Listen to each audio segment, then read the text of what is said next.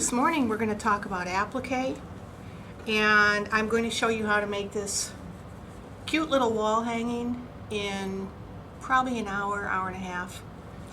I didn't even need a pattern for this.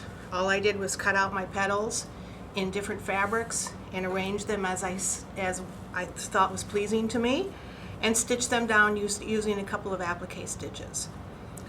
So I want to talk about applique. I want to talk about some of the stabilizers that are going to help you get great results, and a couple of stitches that I like to use in the applique process. The first product I'd like to talk about is something called Coverup. And what this is it's a knit product.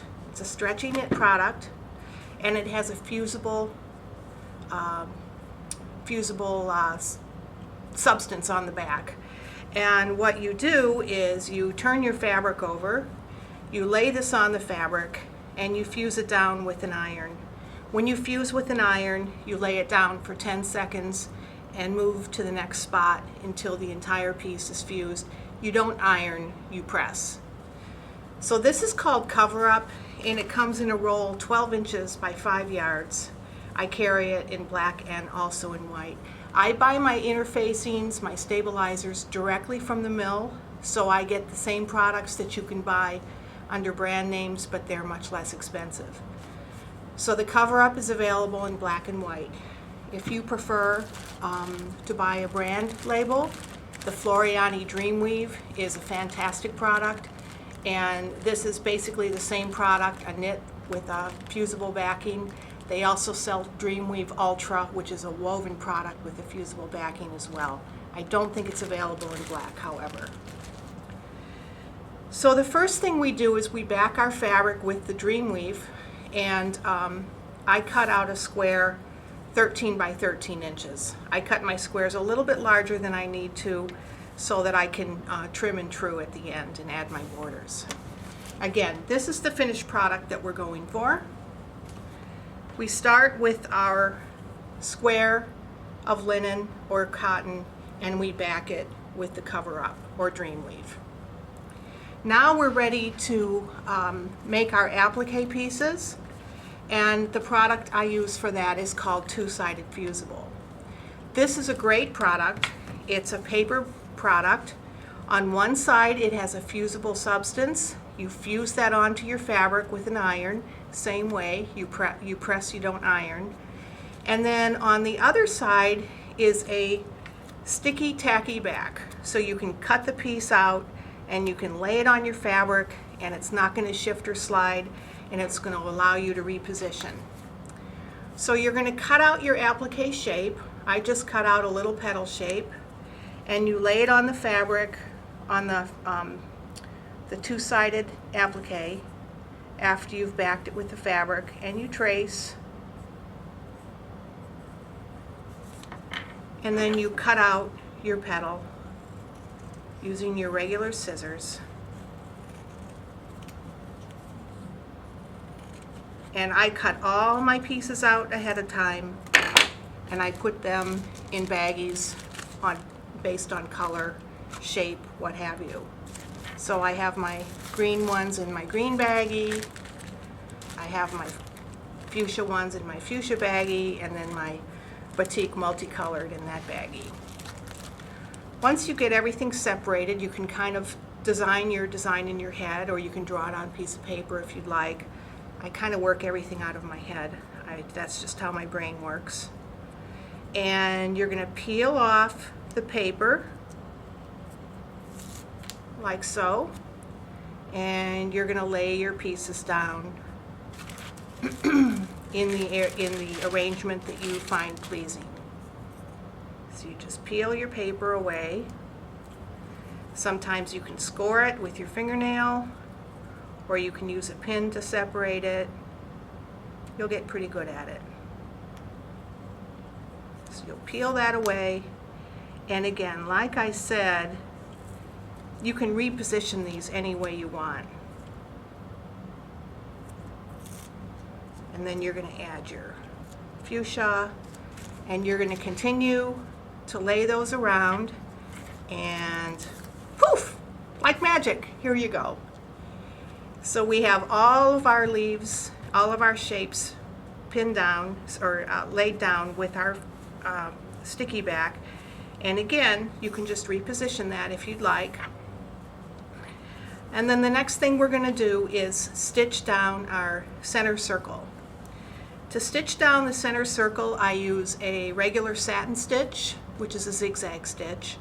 But I have a technique that I'd like to share with you, which involves going over it twice. So since this center is already done, I'll do it on this center. And we're going to start by threading our machine with the thread of our choice.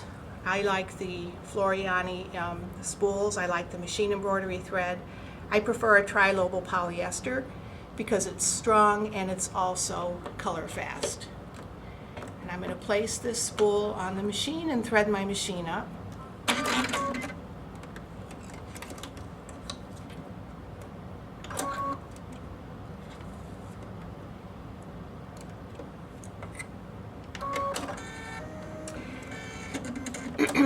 The other thing that's handy to have is an open toe foot. If you can see, the foot is cut in the middle. That allows you to see where you're driving.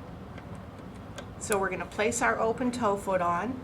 I'm going to go to a zigzag stitch. I'm going to set my stitch width at 3.0 and my stitch length at 0.8. And if you have a sewing machine with an automatic presser foot lift like the Brother has, you're going to engage that so that every time you stop to pivot, that foot is going to raise up. It's going to take a lot of time off of your project if you have that feature. So whenever I pivot, I'm pivoting with my needle to the outside or to the right-hand side. And I'm just working my way around this circle until I get to the beginning where I started.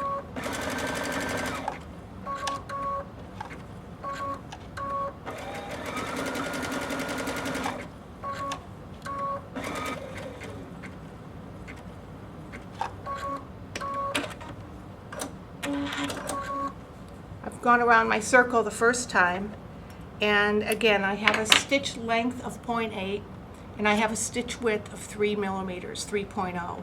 The length or the width is going to depend on the size of your applique and what you feel is going to give you a good balanced effect. Now I'm going to increase my width 1/2 of a millimeter, so I'm going to go up to 3.5, so it's slightly wider, and I'm going to bring my stitch length down to 0.5.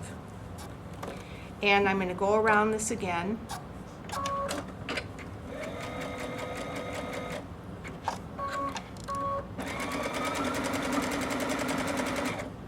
And again, pivot often on a circle. That way your stitches are always going to be perpendicular with the center of the circle. They're not going to look wavy or angled or anything. And that's what's going to separate you and your applique from others. That's what's going to make your applique really stand out as a professional, well-done piece.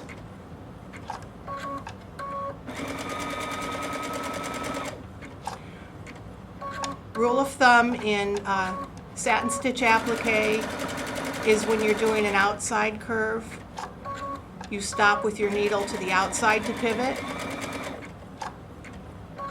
And when you're doing an inside curve or an inside corner like an L, like the inside of an L, you're going to pivot with your needle to the inside or to the left.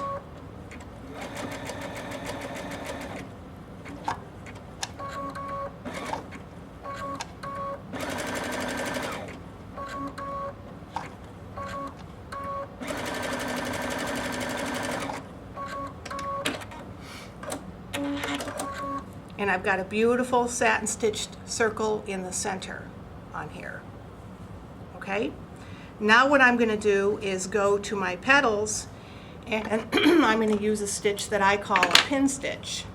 This is like a very tiny blanket stitch, and on my Brother there are several blanket stitches to choose from, but I happen to design this one myself using my custom stitch. And the my custom stitch feature is a feature that I personally can't live without because I'm a stitch junkie, and no matter how many stitches I have, I need more.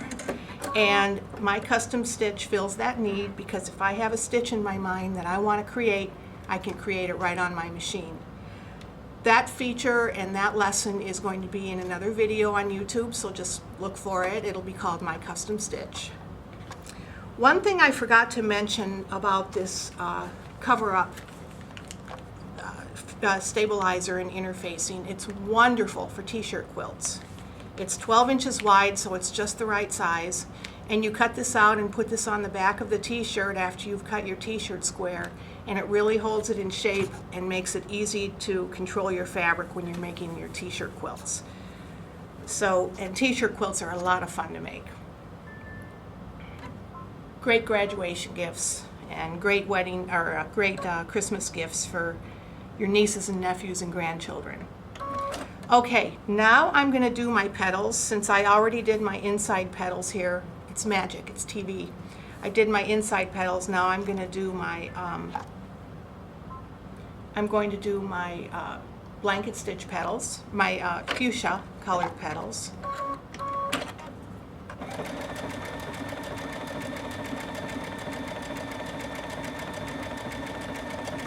And I'm just going to work my way around this curve. Now, when you're appliquing with a blanket stitch, regardless if your curve or your corner is an inside corner or an outside corner, you always pivot with your needle to the outside.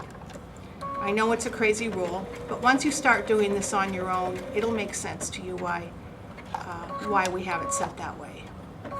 You don't want any gaps in your applique, in your stitching. You want it to look smooth and uniform all the way around. So those two basic rules. When you're satin stitching with your applique, outside corners you pivot with your needle to the right, inside corners you pivot with your needle to the left. On blanket stitch applique, you always pivot with your needle to the right. And I have a beautiful pin stitch here that I've attached my petals to. And I will just work my way all the way around my piece and secure all those petals down. And then I can go on to my next step, which is adding my border and finishing. I did a mitered corner on my border. We'll do another video very soon on how to do a mitered corner without being a mathematician. Thank you for watching, and I hope you'll also enjoy our video on My Custom Stitch.